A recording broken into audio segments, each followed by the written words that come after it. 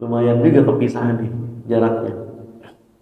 Lalu ada tentang pakaian Rasul, udah ya? Pakaian Rasul udah.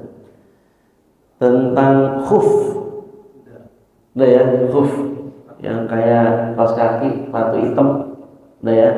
Saya bawa ke sini kalau nggak salah. Khuf udah. Sendal udah ya? Jadi sendal Rasul ada dua. Nah, ada dua talinya gitu ya modelnya. Dua capit ya. Kemudian cincin, khusus cincin. Udah ya. Jauh juga nih, udah. Cara pakai cincinnya juga udah ya. Kanan. Baik. Hasan Husain di kiri gitu. Jadi boleh kanan, boleh kiri. Baik. Pedang. Udah pedang ya. Kalau nggak salah pakai proyektor. Waktu itu pedang udah. Kemudian baju perang juga udah ya. Baju perang udah. Lalu topi perang udah juga. Imamah. Udah ya, imamah ya. Wih, udah jauh kita ngaji nih. Sarung.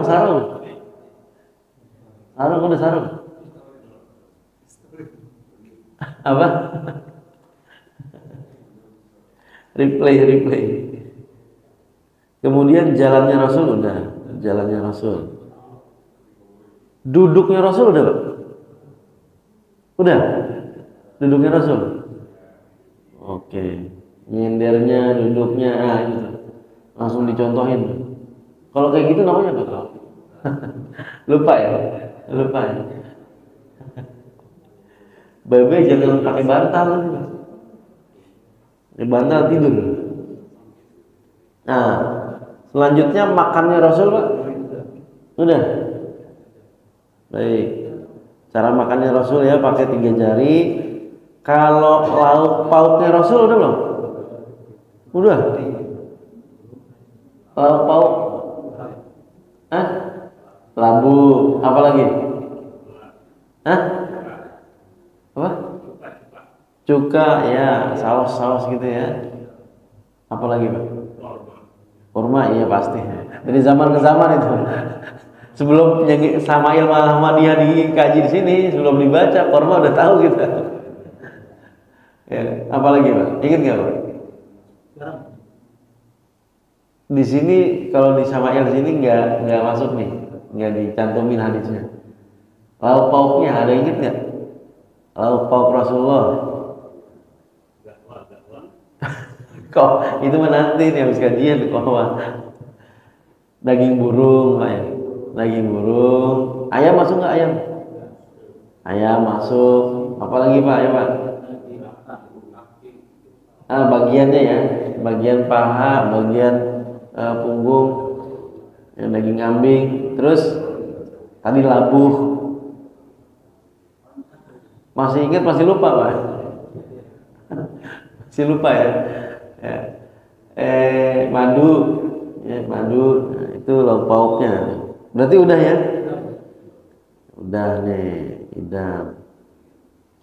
Kemudian sifat Rasulullah ketika makan, udah nih. Doa makan udah semuanya, termasuk ya? Udah ya? Masya Allah. Cangkir, udah belum cangkir? Udah. Cangkirnya Rasul, gelasnya Rasul. Belum. Berarti sampai situ tuh. Kalau kagak ada yang ingat sama sekali berarti belum. Ya. Dari tanah. Udah belum nih? Baca ya. Pak, takut lupa gitu. Oke, kita baca dari gelasnya Rasulullah 148. Biar kita nggak lupa, nggak apa-apa. 148. Bismillahirrahmanirrahim. Bab ma jaa fi qadahi Rasulillah sallallahu alaihi wasallam.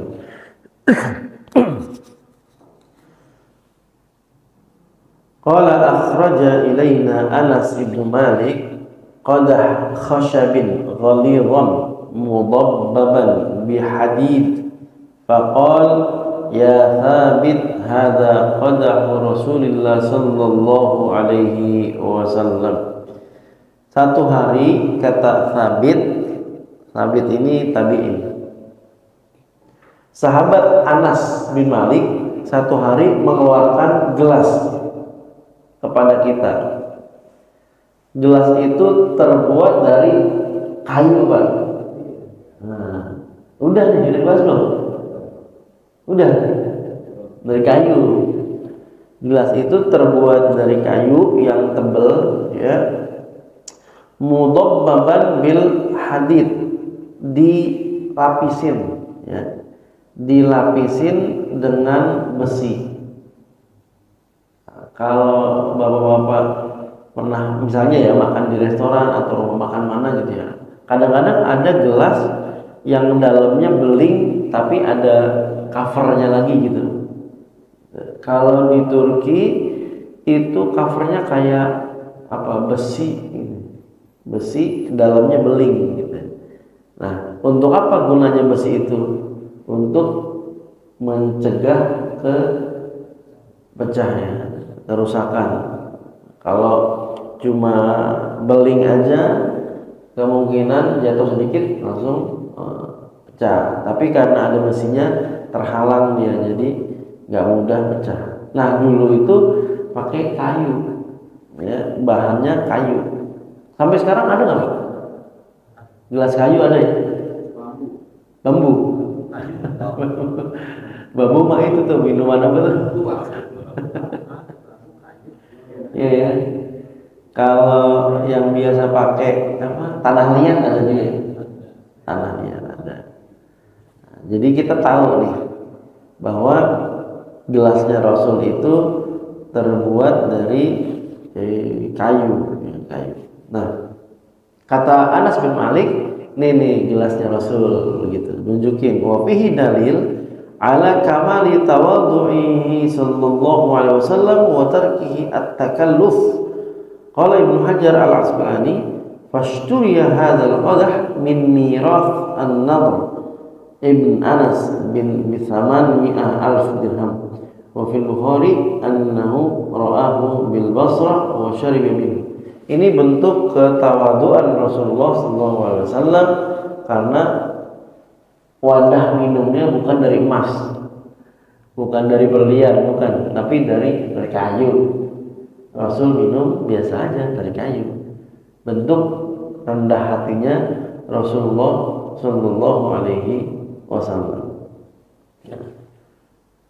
Baik, karena apa? Karena untuk selevel Rasul ya, di atas presiden, di atas khalifah, levelnya Rasul. Mungkin orang dengan mudah kepikiran bisa aja Rasul minum pakai gelas emas atau gelas perak, tapi justru Rasul memilih gelas terbuat dari kayu.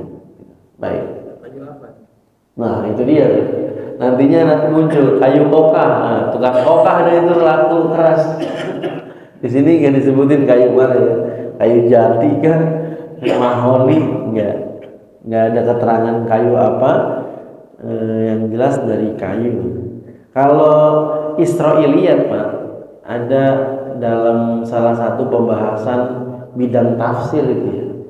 Ada dakhil Israiliyat gitu kan. Riwayat-riwayat yang dulunya berasal dari kisah-kisah tak berdasar Bani Israel, kira-kira begitu. Itu kadang-kadang disangkut pautin ya, yang nantinya dimanfaatin sama pedagang-pedagang. Contoh, perahunya Nabi Nuh terbuat dari kayu kokah, tongkatnya Nabi Musa juga terbuat dari kayu kokah katanya. Siapa yang beruntung? Tukang kokah. Tasbih kokah tuh laku dia, jualannya begitu katanya. Padahal dia Israiliyat, ya, nggak ada keterangan kuat bahwa tongkatnya Nabi Musa, bahwa perahunya Nabi Nuh dibuat dari bahan kayu kokah, nggak ada. Itu Allah alam, namanya Israiliyat ya, nggak berdasar ya.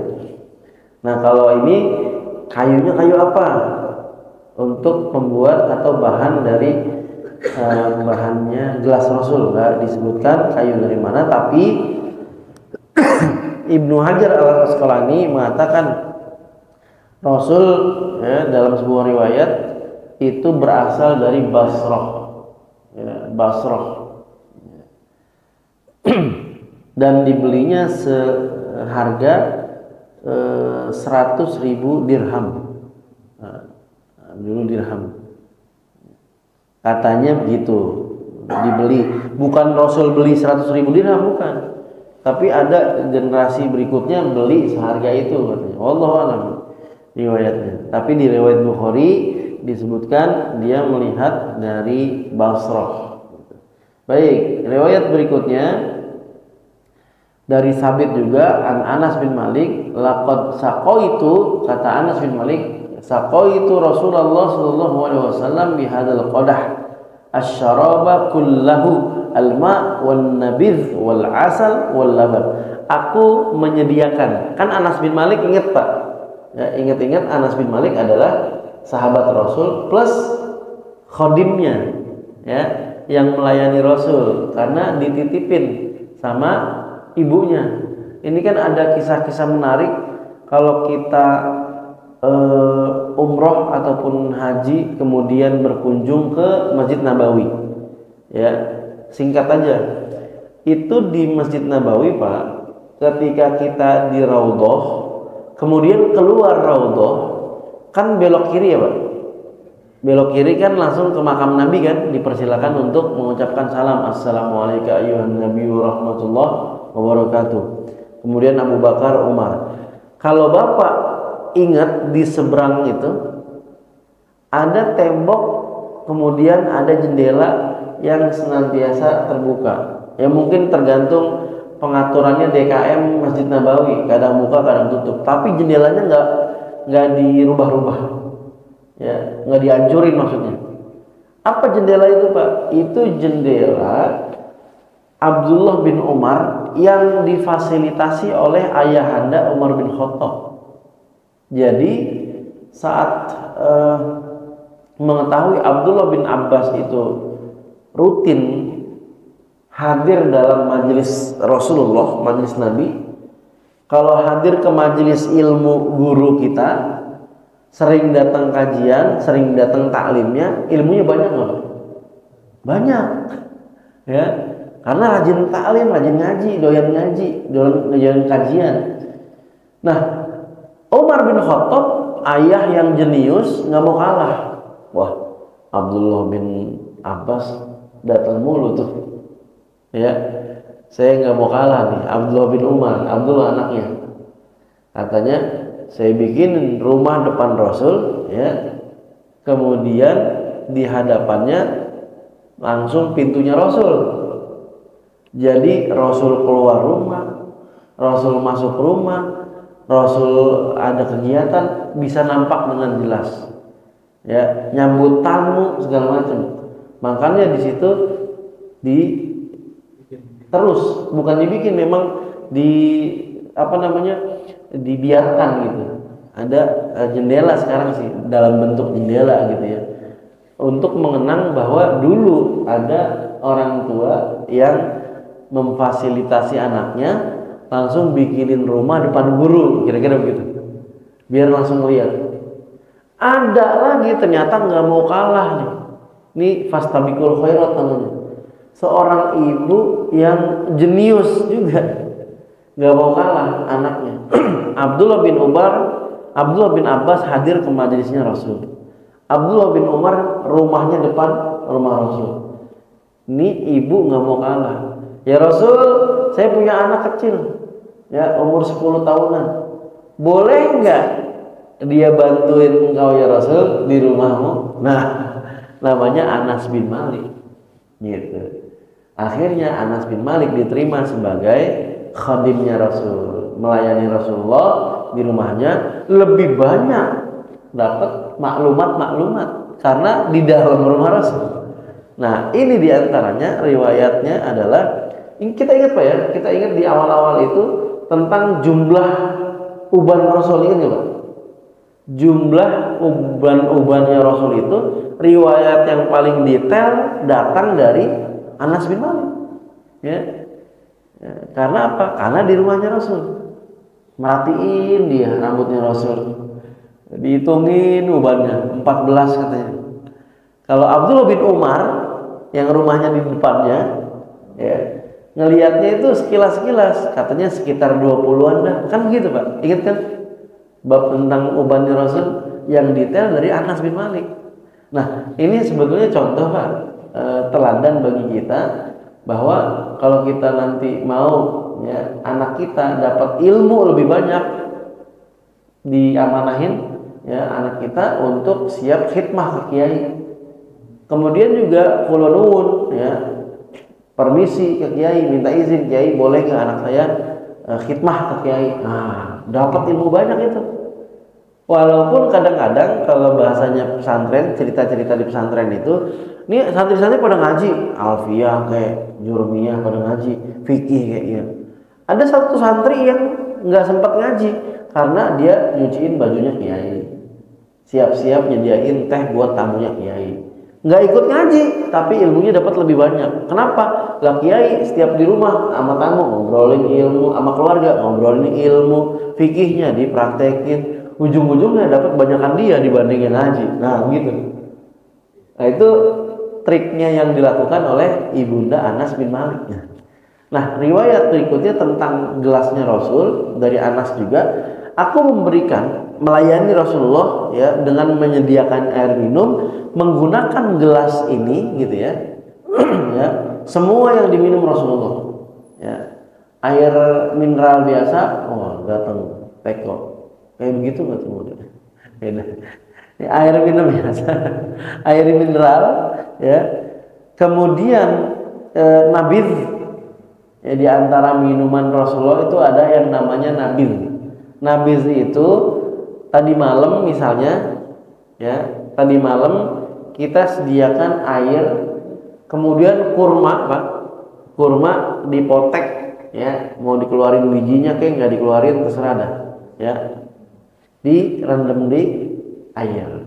Nah, itu kan berarti ekstraksi, ya, diekstrak nutrisi kandungan-kandungan yang ada dalam kurma ke dalam air tersebut. Ya, barang-barang 5 biji lah kurma, atau kalau airnya tergantung apa namanya, banyak sedikitnya air, kadar airnya. Kalau sedikit airnya 3 kurma boleh. Kalau sebotol, ya, 1 liter, ya 5, ya 6 boleh. Itu dicemplungin aja. Itu nabil.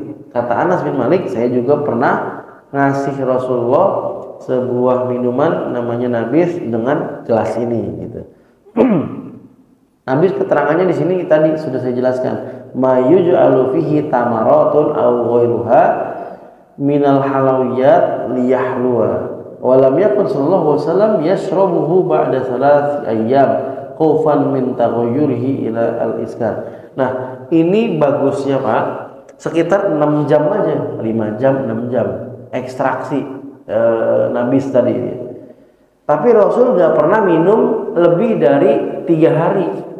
Jadi kalau udah misalkan tadi malam kita ngerendam kurma, besok ini hari ini pagi-pagi minum boleh nggak? Boleh. Ya, siang boleh, malam boleh. Tapi kalau udah sampai 3 hari Rasul nggak pernah minum lebih dari 3 hari karena khawatir berubah jadi khomer. Nah, gitu, 3 hari. Nah, jadi nabiz. Nah, di keterangan ini, Pak, nabiz itu ternyata hanya inspirasi, ya. Kalau ada kurma di rumah bagus kurma, tapi kalau nggak ada kurma boleh, silakan bapak-bapak mau ekstraksi apa, misalnya semangka potongin, ya, terus apalagi, ya, nanas, terus pepaya, melon, jadi koktail nanti. Koktail itu, ya. Silakan dah bapak-bapak mau dapat ekstraksi apa, nutrisi apa, ya. Jadi boleh bapak-bapak rendam, ya. Rendam air dengan apapun yang bapak punya. Timun boleh. Apalagi sayur, jeruk nipis boleh, ya. Terus apa lagi? Kayak sayur-sayuran boleh nggak? Sayur-sayuran boleh. Sayur-sayuran boleh. Nah makanya sebetulnya sayur itu Pak, sayur apa namanya, sop, sayur asem, itu sebetulnya kan prinsip-prinsip ekstraksi Pak, ya kan? Ibu-ibu masak dari habis subuh misalnya, ya. Kemudian di situ ada apa? Labu Pak, apalagi kacang panjang, apalagi minjo, apalagi itu kan direndam ya, direbus, kemudian kita makan seharian kan Pak.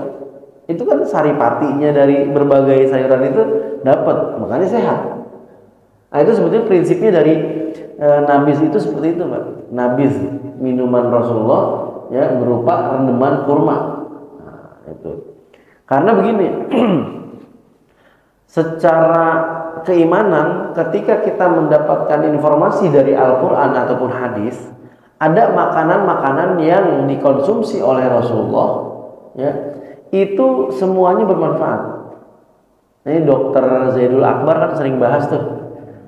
Nah, di antara lauk pauknya Rasulullah atau buah-buahan yang suka dimakan Rasulullah, antaranya adalah semangka contohnya. Terus kurma. Saya mau nanya nih Pak, kalau disebut penting berarti kurma itu bagian pentingnya yang mana? Kurma, syukran. Yang manisnya dagingnya. Terus bijinya gimana bijinya? Bijinya penting ya? Kan dimakan Rasulullah tuh, dikonsumsi. Oh bijinya mau nggak dimakan kali? Penting Pak, tetap penting. Ya buat nanam lagi, buat karya. Nah itu pengrajin-pengrajin di Gaza, ibu-ibunya bikin tas hiasannya dari biji kurma. Istri saya dikasih tuh tas kerajinan tangan terbuat dari biji kurma yang dibuat oleh handmade ya, buatan tangan langsung penduduk Gaza. Dapat hadiah tempo hari.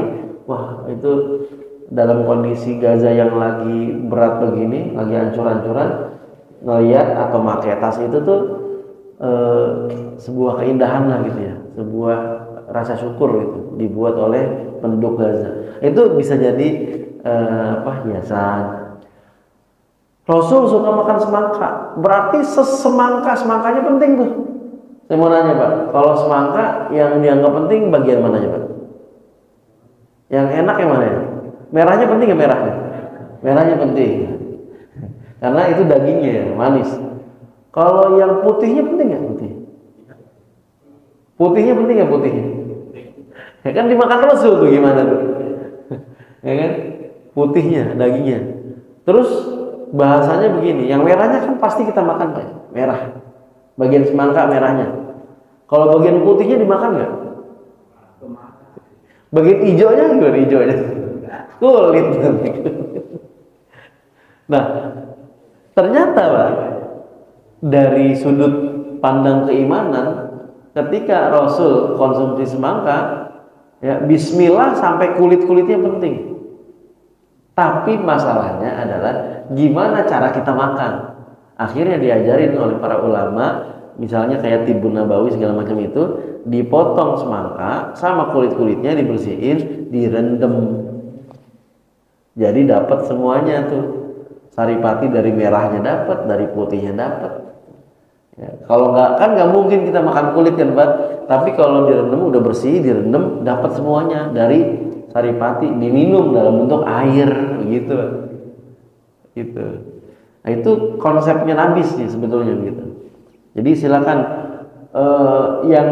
yang udah sadar Tibun Nabawi ya, prinsip-prinsip kedokteran ala Nabi itu udah sering tuh bikin ekstraksi ya air. Ini apa nih berarti nih?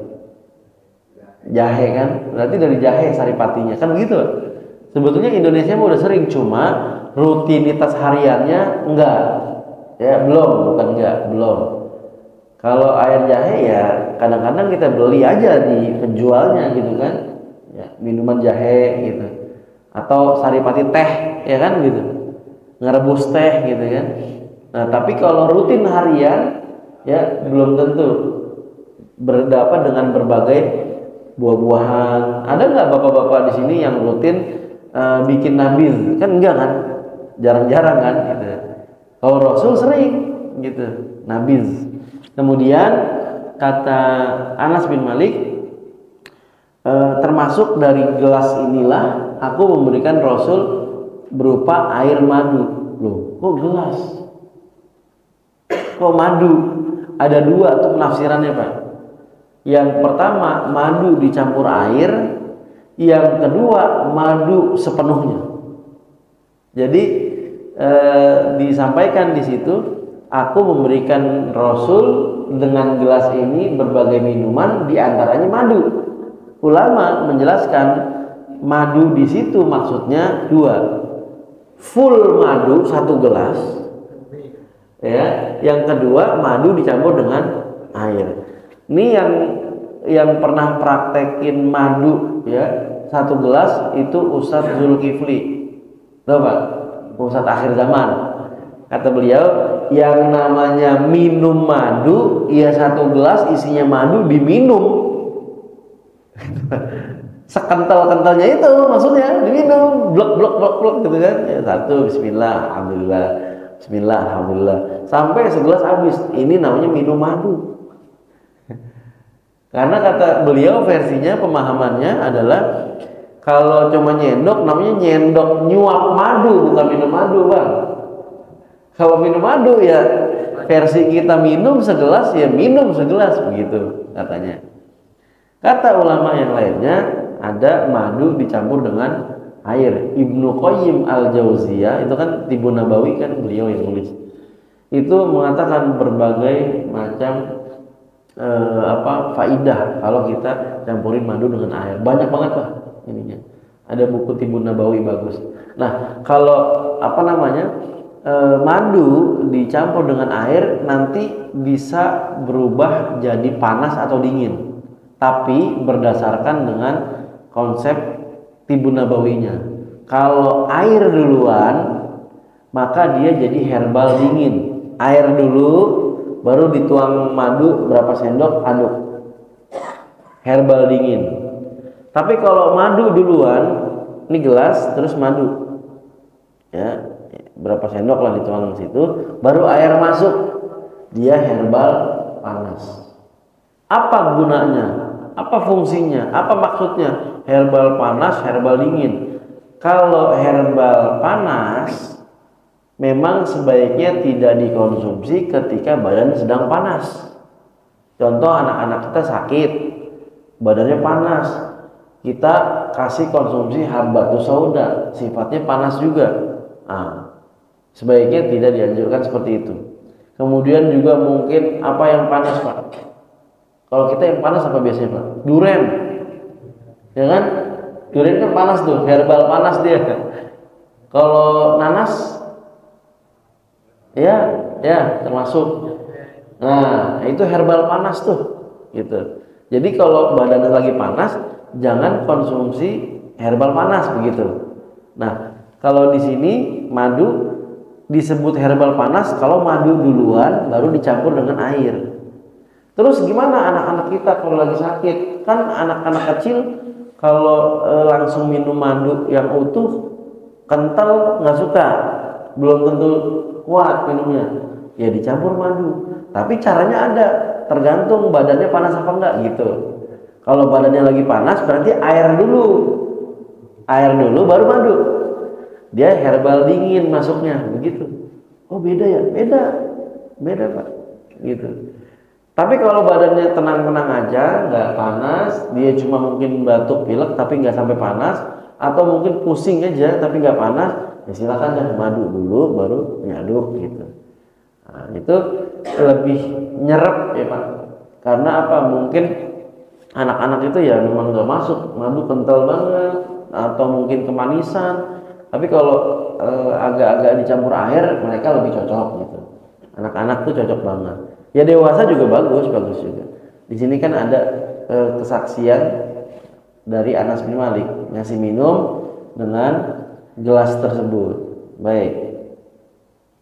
Nah, kalau di sini ma'ul asal maksudnya, air campur madu. Walaban, dan terakhir Anas bin Malik memberikan Nabi dengan gelas tersebut apa? Laban, susu. Ya, susu. Tapi gini Pak, kalau bapak-bapak ke Saudi, laban itu yogurt. Ini bahasa ya, pengalaman atau penggunaan bahasa. Laban itu yogurt kalau di Saudi. Jadi bapak-bapak kalau ke Bin Daud tuh ya, ada lagi apa tuh yang bukan saingannya sih, maksudnya ada yang serupa dengan Bin Daud tapi murah-murah juga tuh. Abroj apa kalau nggak salah di Abroj ya, di Zam-Zam Tower itu kan. Nah itu kalau kita nyari laban, tulisan laban itu biasanya mayoritas yogurt gitu. Tapi yang disebut dengan susu kalau di Saudi halib. Bapak ibu kalau mau beli susu nyebutnya halib. Ya. Kalau nyebut laban itu dikasih yogurt nanti. Tapi kalau di Mesir sesuai, laban itu ya susu. Iya, di Mesir apa laban ya sesuai dengan di kitab ini laban susu maksudnya gitu. Jadi penting Pak, kalau yogurt apa di Mesir? Yogurt itu mereka biasanya nyebut zabadi. Ustaz Iqbal udah paham dah, zabadi. Jadi kalau mau beli di supermarket itu atau di warung, ais zabadi, saya mau yogurt itu zabadi namanya. Nah, ini pemahaman bahasa Pak. Bisa jadi kalau yang baca kitab misalnya belum punya pengalaman kultur bahasa, Saudi gimana makainya, Mesir gimana makainya, Jordan gimana makainya gitu ya. Kan sama-sama Arab, sama aja kali, beda Pak. Beda penggunaan. Kita sering ngobrol lah sama sesama alumni misalnya gitu. Atau lagi ada pengalaman orang-orang yang haji umroh, itu pengalamannya atau mertua deh. Saya pernah ngobrol sama mertua. Mertua itu orang lama di Saudi. Ya. Jadi kalau nyebut laban, maksud beliau adalah yogurt, gitu. Kalau kita laban dari dulu di Mesir, ya susu, gitu. Kalau kitabnya di kitab ini yang dimaksud laban adalah susu. Jadi Anas bin Malik memberikan Rasul berupa susu dari gelas yang dimaksud. Ini nggak ada contohnya kalau sekarang. Yang dimaksud gelasnya Rasul itu pertanyaannya bergagang apa enggak, kan gitu kan? Nah, ternyata ada contohnya gelasnya Rasul itu tidak bergagang. Sama lah kayak gini nih. Cuma bedanya bentuknya ini kan agak manjang, ya. Tapi kalau gelasnya Rasul itu kayak, tahu nggak Pak? Kayak di Jepang itu Pak, kayak mangkok, kayak batok kelapa lah, gitu, yang kecil tuh. Jadi kayak gitu. Kalau di Jepang kan begitu kan gelasnya. Nah, jadi gelasnya Rasul tidak bergagang. Nah, gitu. Nah, itu tentang gelas Rasulullah Shallallahu Alaihi Wasallam. Ada pertanyaan? Jam berapa suruh? Yang ini apa ini? Udah sama? Baik. Lanjut nih. Baik, kita lanjut ya. Selanjutnya bab maja'a fi sifati fakihati Rasulullah SAW. Nah ini bab yang menjelaskan tentang buah-buahan yang biasa dikonsumsi Rasulullah, buah-buahan. Bismillahirrahmanirrahim. An Abdullah ibn Ja'far qala kana an-nabiyyu sallallahu alaihi wasallam ya'kulul qitha birrutab.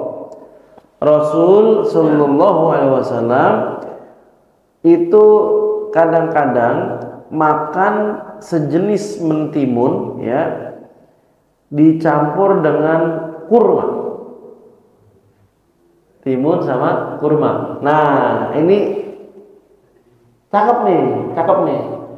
Sejenis timun atau kurma. Kenapa? Timun, saya mau nanya, timun herbal panas apa dingin?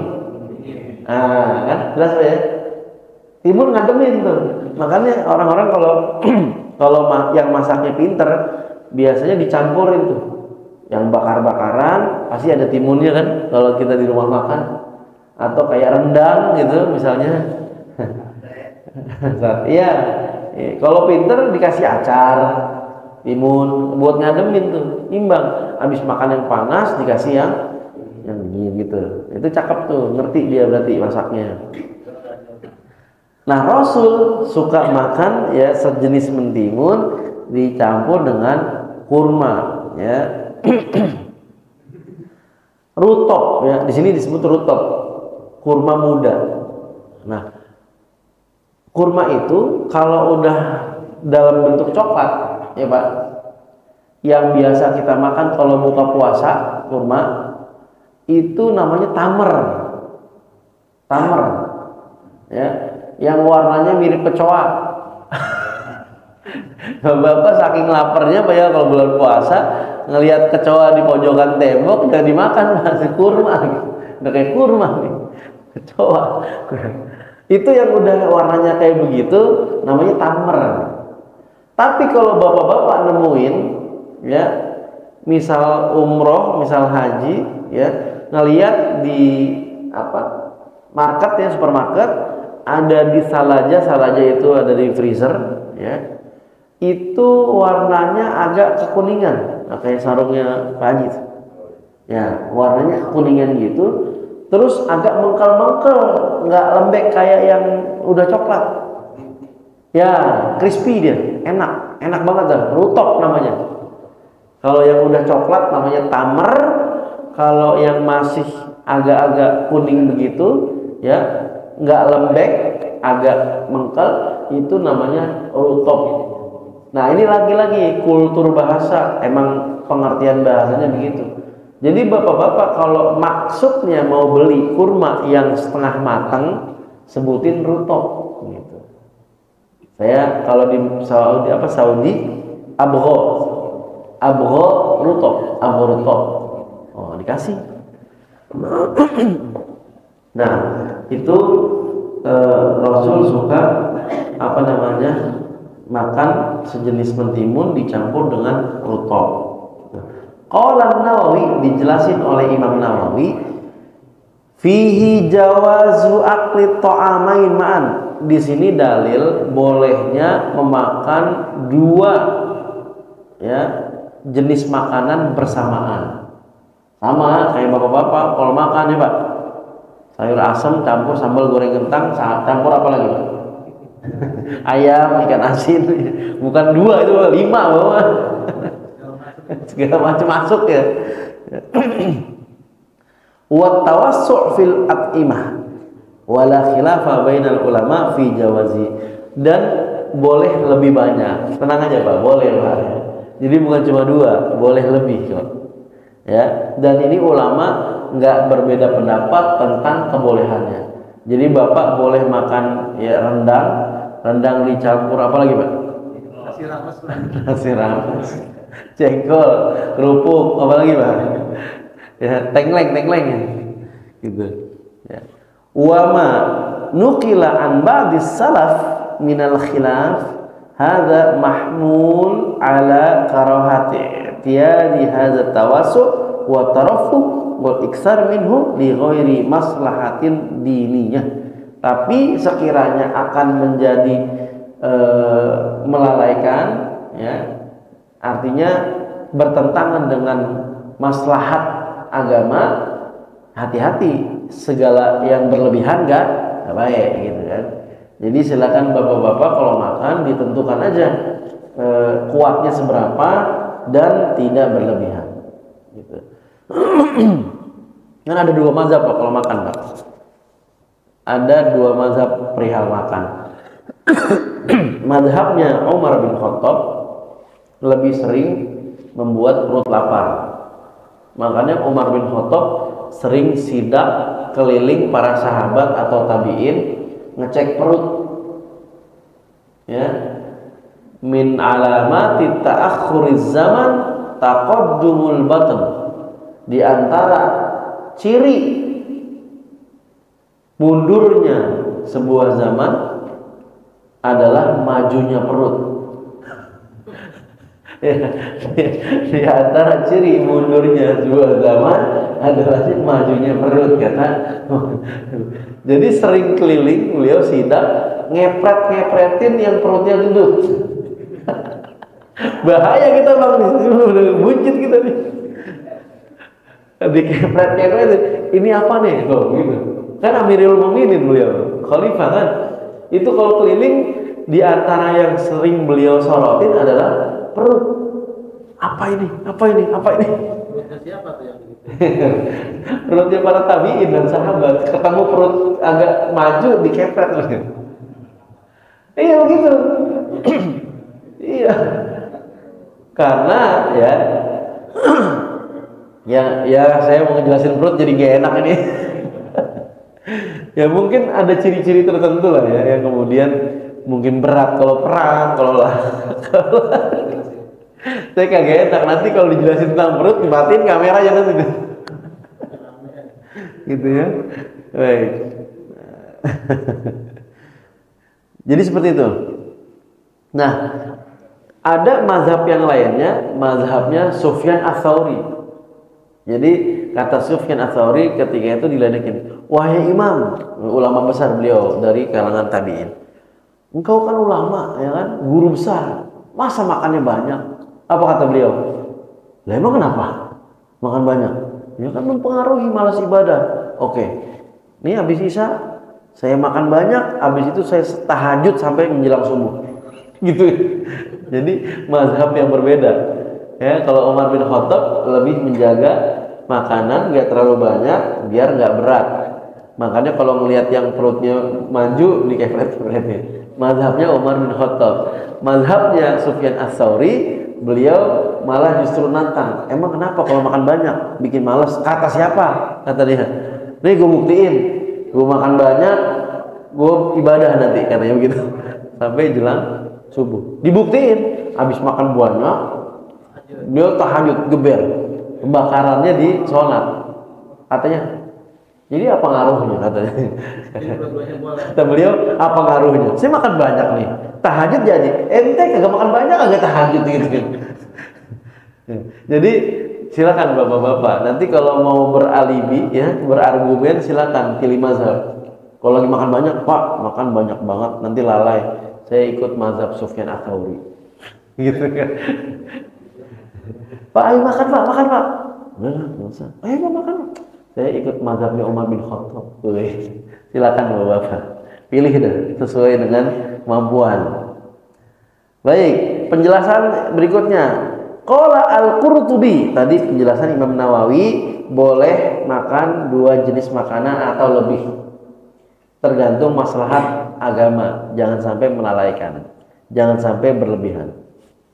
Sekarang kata Imam Al-Qurtubi, yu'khadh min hadzal hadis jawazu mura'ati sifatil at'imah ala qa'idati tibb lianna fi rutab hararah wa fil qitha burudah. Kata Imam Qurtubi, dari hadis ini kita sangat dianjurkan memperhatikan sifat makanan. Ya, karena rutab kurma itu sifatnya panas dan sejenis mentimun itu sifatnya dingin. Faiza ukila ma'an i'tadal. Kalau dimakan bersamaan adil. Campur panas dan dingin jadi adem. Tadi masih panas, nggak mungkin diminum kan langsung lodoh mulut kalau diminum jahenya. Biarin tunggu sedang-sedang 5-10 menit, agak hangat baru enak diminum. Enak kan diminum? Coba ya. Enak. Tapi kalau udah kelamaan jadi adem, kurang sedap kan gitu kan. Nah, makanan panas, makanan dingin dimakan bareng jadi adil, jadi imbang tuh. Itu sudut pandangnya Imam Qurtubi. Wa hadza aslun kabirun fil murakkabatin minal adwiyah. Inilah sebetulnya Pak, kalau mau hidup sehat caranya begitu kata beliau. Jadi perhatiin Pak, makanan panas dingin, panas dingin, panas dingin. Kan penting berarti kalau gitu Pak, kita mempelajari jenis-jenis ini masuk ke panas apa dingin. Karena bisa jadi Pak, kita yang sehari-hari makan ini nggak memperhatikan panas dingin, bisa jadi tanpa sadar panas semua Pak. Makanya gampang apa? Gampang darah naik ya. Kemudian kadar-kadar macam-macam dah. Nanti sama istrinya Bang Hadin dokter ya periksa.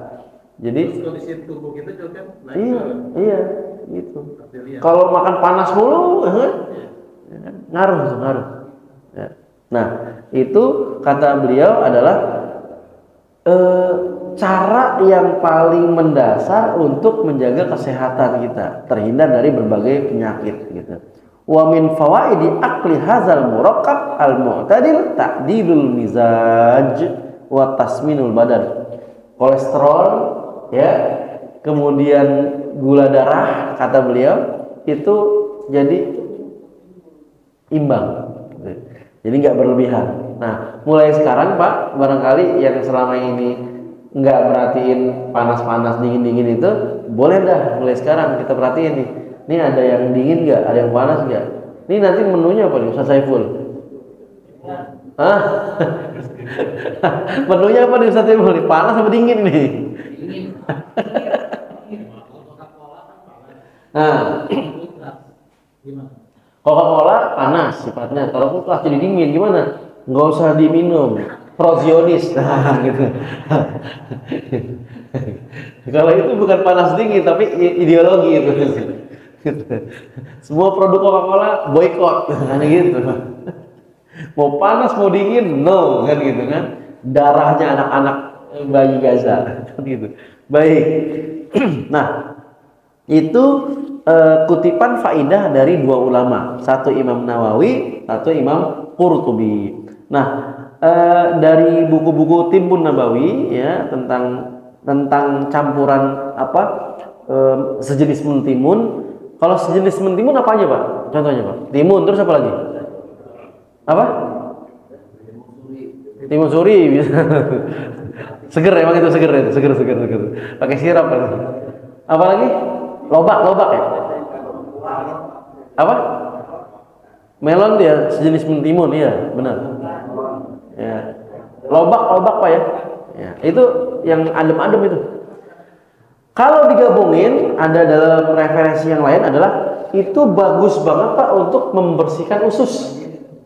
Campurin tuh sejenis mentimun sama kurma, gitu. Bagus untuk membersihkan usus, termasuk untuk mencegah sembelit.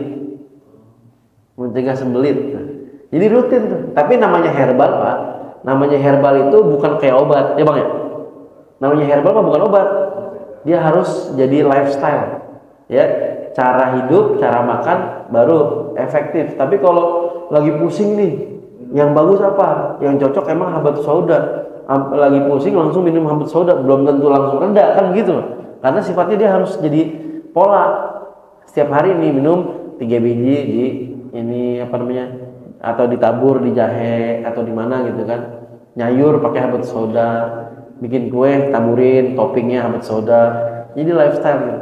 Tapi kalau sebagai obat langsung, ya kemudian nggak sembuh, jangan nyalahin, karena itu sifatnya buat gaya hidup, ya, pola makan.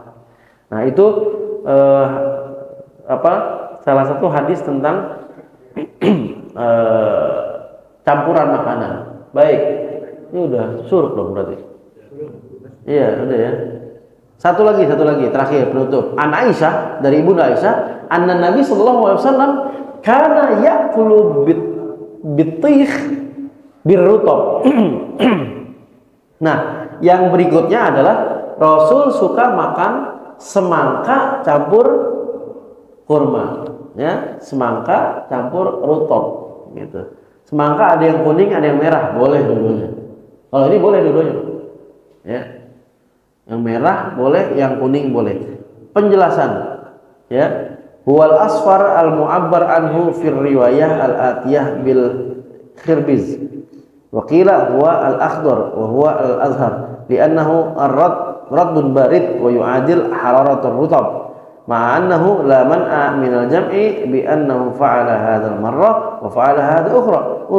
Jadi campur rutop itu sama tadi penjelasannya. Semangka dingin apa panas? Dingin, semangka herbal dingin dia. Rutop panas. Jadi gabungin tuh dua, jadi adil, apa imbang. Nah, kurma itu kalau dalam apa namanya dunia kesehatan, kurma itu kan zat besi. Kurma itu zat besi. Dia akan terikat dengan sempurna kandungannya kalau ketemu dengan vitamin C. Kurma itu zat besi, dia akan terikat kandungannya lebih kuat lagi kalau ketemu dengan vitamin C. Semangka vitamin C. Dicampur makannya sama kurma makin menguatkan zat besinya. Nah, itu penjelasan dari bukunya Zaidul Akbar, Dr. Zaidul Akbar.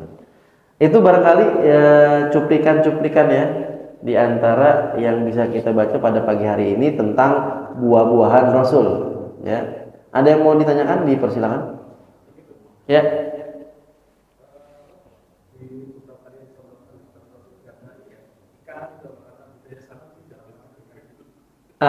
Ya. Ya, jadi kita juga begini. Jadi memang karena apa? Alamnya ya. Di sana padang pasir, kemudian di sini yang disebutin ada daging, ada kambing, ada ayam. Kapan makan ikannya gitu ya? Karena jarang ketemu air. Tapi padahal ketemu juga. Iya. Karena ada apa? Ada hadis tentang alimu auladakum ya. Ajarkan anak-anak kalian apa? Rimaya, ya kan? Manah, berkuda sama berenang. Orang-orang kan nanya, itu berenang di mana? Gitu. Ya. Ternyata ada perjalanan dari Mekah Madinah.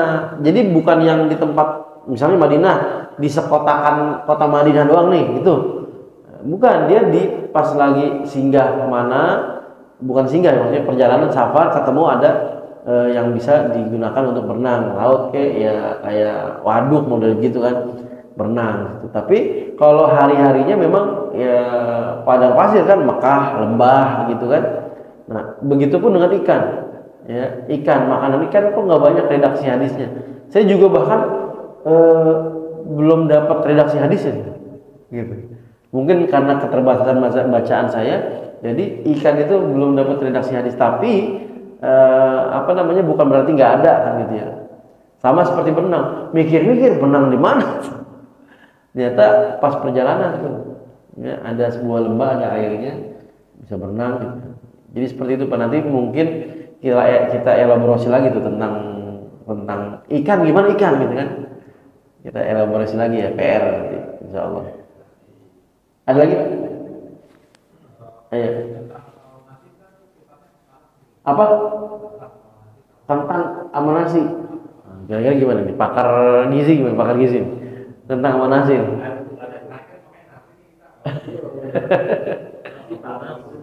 Ya. Kalau di dalam rice cooker dia masih panas Bang. Gitu. Di luar rice cooker nggak sifat masih panas. Tuh, berarti sifat panas. Karena dia banyak gula. Ya, banyak gula ya. Sama dengan kurma itu. Iya. Tuh. Saya belum meneliti itu nasi sifatnya warna dingin atau panas tuh. Bener juga pertanyaannya. Kita kan hari makan nasi ini kita nih. Gitu. Ternyata pernah mungkin baca referensi dia masuk ke panas karena puasa dengan gula. Tidak puasa. Puasa itu dimasukin jadi dingin badan katanya. Masya Allah. Tapi kalau gulanya jelas ya, gulanya nasi. Ya. Nasi kalau dalam bahasa Arab itu, Saiful minta koreksi ya, nasiya yansa, ya kan? Artinya lupa, nasiya yansa. Bahwa nasi, dia orang yang lupa, nasi. Jadi bahasa Arab itu nasi adalah orang yang lupa. Nasiya yansa, nasi itu aku lupa, nasi itu syurba zanjabil, saya lupa minum jahe tadi, nasi itu. Kalau orangnya bahwa nasi. Jadi kalau bapak-bapak masih makan nasi, wajar sering lupa, begitu. Ya, Allah. Ini ada referensi masuknya bagian dari panas dia. Rata-rata makannya itu nasi sama Sebenarnya gini Pak, orang Arab itu memang bukan serta-merta full gandum sih, enggak. Mesir juga nasi Pak. Iya, tapi siang sekali doang selama sehari. Kemarin saya baru pulang kampung kemarin, dapat tugas nyembelih Idul Kurban di Mesir kemarin. Apa namanya, pengungsi Gaza di Mesir itu udah 500.000 Pak Haji. 500.000 pengungsi Gaza di Mesir, berpencar-pencar tuh ke berbagai kota gitu. Nah, itu kita apa namanya, nostalgia kultur lah ya. 11 tahun nggak ketemu sama teman-teman Mesir. Saya ke kota saya, Ustadz Iqbal kan di Kairo, saya nama kotanya Mansuro, 2 jam lah ya, 2 jam setengah lah dari Kairo. Ketemu teman-teman Mesir semuanya, wah ngobrol-ngobrol, terus makan. Wah ini nih orang Indonesia nih katanya nih, makan nasi 3 kali katanya. Gitu. Kalau mereka enggak, mereka sekali doang, sehari cuma sekali, selebihnya gandum, roti gandum. Hah? Biasanya basmati. Iya, basmati yang panjang-panjang. Iya, yang panjang itu. Kalau kita nyebutnya beras Thailand ya, beras India kali. Jadi mereka itu cuma sekali. Dan basmati itu beda kandungan dengan beras yang bulat itu. Basmati kadar airnya lebih sedikit, gitu, beda. Makanya kalau basmati kita makan di restoran Arab itu kan selalu kayak perak kan, nggak pernah nyampur gitu kan. Kalau di kita kan yang bulat tuh bisa jadi pulen, sampai bisa dibentuk, jadi kotak bisa, jadi Mickey Mouse bisa gitu kan. Gitu. Itu cuma sekali doang mereka makan. Selebihnya apa? Roti gandum. Dan gandum itu Pak, pengalaman aja gitu ya, sarapan gandum selama masa kuliah itu sampai zuhur nggak gampang lapar Pak, gandum.